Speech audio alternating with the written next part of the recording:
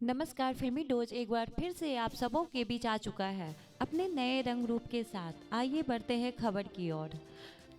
भोजपुरी की popular singer और actor Akshara Singh का नए साल में नया गाना करीना बलम जी मनमानी मकर संक्रांति पर रिलीज हुआ था। इस गाने में फिट राकेश मिश्रा का है, जो खुद भी एक मजे हुए सिंगर और एक्टर हैं। बीते साल उनका एक गाना खूब वायरल हुआ था, जिसका थीम पति पत्नी के बीच संवाद पर आधारित है। नए साल में अक्षरा सिंह को अपने इस गाने से बेहद उम्मीदें हैं। उन्होंने कहा कि ये गाना सबकी ज़िंदगी से प्रेरित है। आप भी जब गाने को सुनेंगे तो बहुत मज़ा आएगा। उनकी कोशिश होती है कि वह अपने गानों से हेल्दी एंटरटेनमेंट के साथ सबका मनोरंजन करे। ऐसे में आपका प्यार आशीर्वाद बेहद मायने रखता है। उन्होंने राकेश मिश्रा को लेकर कहा कि वे एक अच्छे कलाकार हैं, उनके साथ काम करने में हमेशा मज़ा आता है। हम पहले भी साथ काम कर चुके हैं, इस गाने में हमने अपना बेस्ट दिया है।